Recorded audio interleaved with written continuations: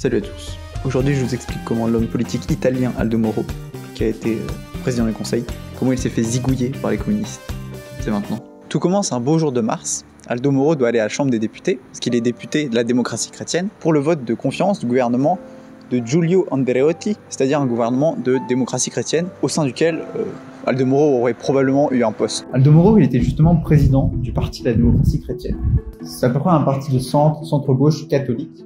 Cependant, le vote de confiance pour le gouvernement de ce jour-ci, qui allait se dérouler à la Chambre des députés, était un peu spécial, parce que c'était un gouvernement qui avait, l'approbation du Parti communiste italien. C'est ce qu'on nomme le compromis historique, un petit peu comme l'union de la gauche de Mitterrand, c'est-à-dire Parti socialiste, radical et communiste. C'est une fusion de la gauche, comme ça. Mais ça coule pas du tout de source, parce qu'en fait, le Parti communiste italien, à l'époque, c'était un parti flamboyant, qui était vraiment très puissant, avec beaucoup d'électeurs. Et donc, c'est quand même quelque chose de très fort, un symbole très fort, en fait, que le PCI vote pour le gouvernement de l'ADC. Car, en fait, le PCI, historiquement, c'est un parti révolutionnaire. Et il y a un tabou, normalement, au Parti communiste, pour s'allier avec les autres partis. C'est interdit.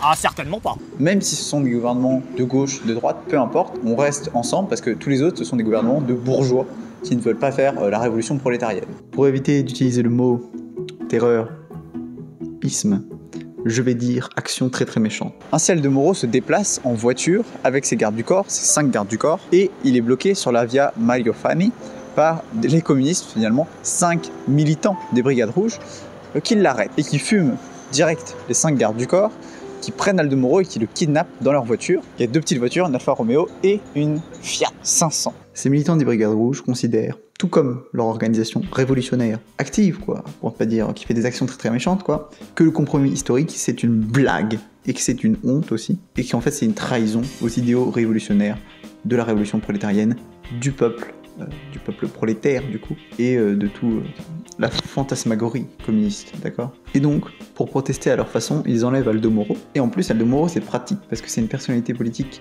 éminente et publique, très importante, et donc ça leur permet en fait de faire un marché des otages, ou sur le marché des otages, d'avoir une pièce de valeur, vous voyez. Et donc ils vont demander à ce que soit échangé Aldo Moro contre des otages des Brigades Rouges, mais ça ne marche pas. Pour parler vite fait des Brigades Rouges, justement, elles sont créées en 70, enfin fondées, et c'est une organisation révolutionnaire. Donc dans un contexte qui existe. Le contexte, c'est les années de plomb. Donc de la fin des années 60 à la fin des années 70 en Italie, mais ça englobe une période un peu plus générale dans le reste de l'Europe, une période d'action révolutionnaire et violente de la part de l'extrême droite et de l'extrême gauche. En fait, il faut s'imaginer, il faut se représenter que après la Seconde Guerre mondiale, le communisme, il est vraiment flamboyant, comme je l'ai déjà dit, et qu'il est très puissant, que c'est un parti politique, donc le PC, dans tous les pays, qui a énormément de votes, etc., qui en plus s'est illustré dans la résistance en France notamment. Et donc il y a beaucoup de militants, il y a énormément d'ouvriers, il y a beaucoup plus d'ouvriers qu'aujourd'hui, des communistes quoi souvent. Donc voilà, c'est pas anodin. Et ces communistes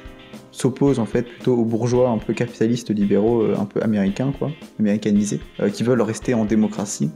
Et surtout dans un marché, une économie de marché. Mais la spécificité italienne, c'est qu'il y a un troisième acteur important, qui est l'extrême droite. En fait, ça a été un pays fasciste pendant 20 ans, donc sous Mussolini, et à la sortie de la guerre, Mussolini, il n'a pas du tout un discrédit aussi important que Adolphe, quoi. Et c'est une figure autour de laquelle se met en place un combat mémoriel. Il y a des gens qui le revendiquent, et très rapidement, il est revendiqué par des partis politiques, notamment le MSI, c'est un peu plus tard, qui est un parti vraiment néo-fasciste, qui se considère néo-fasciste. Donc dans la tradition mussolinienne quoi. C'est un peu comme Giorgia Meloni aujourd'hui, qui elle ne nie pas du tout l'héritage de Mussolini. Tout ça pour dire que les forces militantes de droite dure réapparaissent beaucoup plus vite que dans le reste de l'Europe, avec beaucoup plus d'intensité, de vivacité. Dans tout ce bouillon-là, ça fait des étincelles, les amis de plomb. En fait la gauche, l'extrême gauche plutôt, elle est convaincue des vertus de la violence politique, et donc elle multiplie les attentats à main armée, les vols à main armée, les attentats à la bombe, les portant atteinte à la vie de certaines personnes visées, etc. Et ce, parce qu'elle a peur, en fait, d'un coup d'état de l'extrême droite, surtout en Italie. Et c'est aussi une tentative de prendre le pouvoir, en fait, de faire la révolution, littéralement. De son côté, l'extrême droite n'est pas du tout en reste, parce qu'elle multiplie aussi les violences, en fait. Elle descend dans la rue, elle tape des gens avec des barres de fer. Ça change pas souvent l'extrême droite, et ils sont assez classiques dans leur mode d'action, quoi. Malheureusement, ça se passe un peu de travers pour les militants des Brigades Rouges, parce qu'ils ont beau avoir Aldo Moro et le kidnapper, l'avoir avec eux, eh bien l'État et le Parti de la démocratie chrétienne refusent toute compromission et toutes les tentatives en fait d'échange d'otages ou de revendications. Bien malin, ils obligent quand même Aldo Moro à écrire des lettres à la démocratie chrétienne disant qu'il faut sauver le plus de vies et accéder aux revendications des terroristes.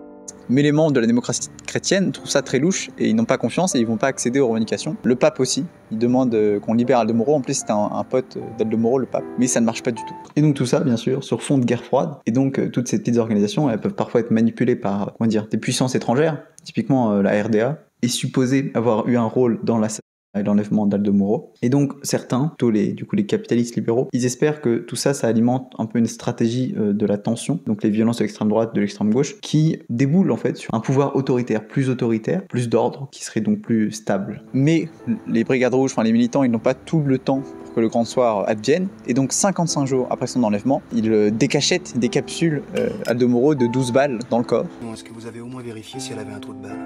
Et on le retrouve le même jour dans une voiture française, une Renault 4L8 à Rome, entre le siège du Parti de la démocratie chrétienne et le siège du Parti communiste. Vous saisissez le message, le symbole, qu'en fait tout le monde dans ce bazar cherche à accéder au pouvoir, énormément de tension.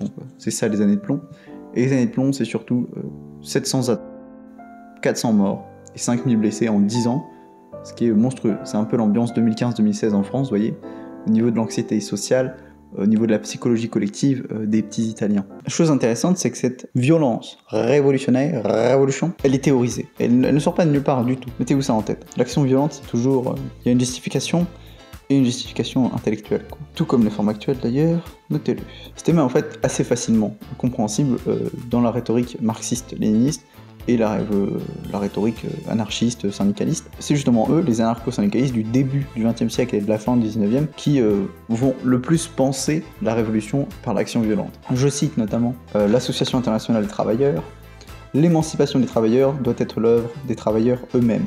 Émile Pouget, leader de la CGT avant la Première Guerre mondiale, nous dit lui-même que l'action directe, manifestation de la force et de la volonté ouvrière, se matérialise par des actes qui peuvent être très anodins, gentils, comme aussi ils peuvent être très violents. C'est une question de nécessité, simplement. D'accord ? Justement, l'action directe, c'est une théorie politique, c'est pensée. Et ça se divise en plusieurs points.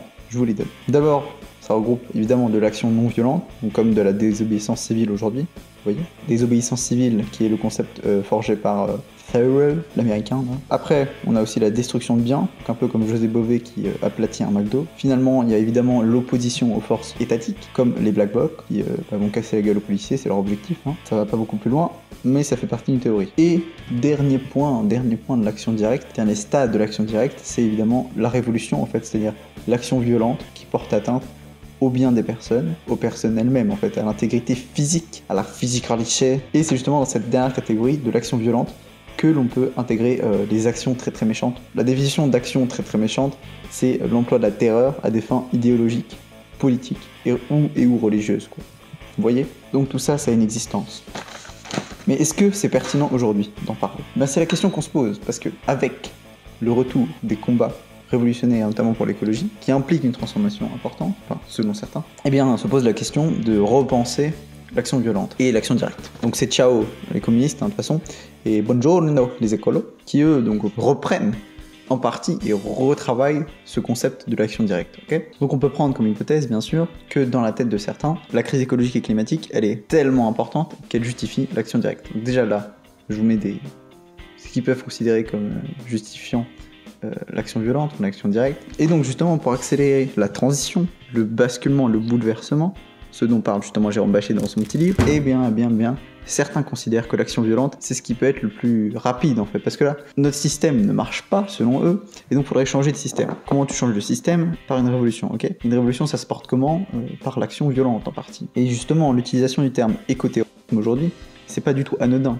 Ça reflète, je pense, une réalité qui est celle d'un accroissement en fait, des actes violents et non violents, des actes d'action directe perpétués par des écolos. Donc bien que ce soit un peu éhonté d'utiliser ce terme pour juste des mecs en bleu qui cassent à coups de pioche des tuyaux, ces actions-là, ça se développe. L'écoterrorisme, ça n'existait pas il y a 50 ans, ou quasiment pas, alors qu'aujourd'hui, c'est pas légitimé, mais c'est une pratique usuelle, quoi. Qui plus est, on remarque une permissivité de ce discours de l'action écologique au sein en fait de la classe médiatique, du champ politique. C'est-à-dire que les actions écologiques, sont de plus en plus légitimées et elles polarisent de plus en plus. C'est-à-dire qu'on a toujours une condamnation par le parti en place des actions écologiques, mais ce parti du désordre, justement, gagne des forces, d'accord? Des forces au niveau le plus bas, donc du militantisme, mais aussi de l'intellect, vous voyez. Et j'en veux pour preuve l'éco-fureur, concept théorisé, c'est beaucoup dire, par Frédéric Lordon, un économiste et philosophe que l'on connaît bien à gauche. Je vous laisse sur ces propos pour terminer ma vidéo.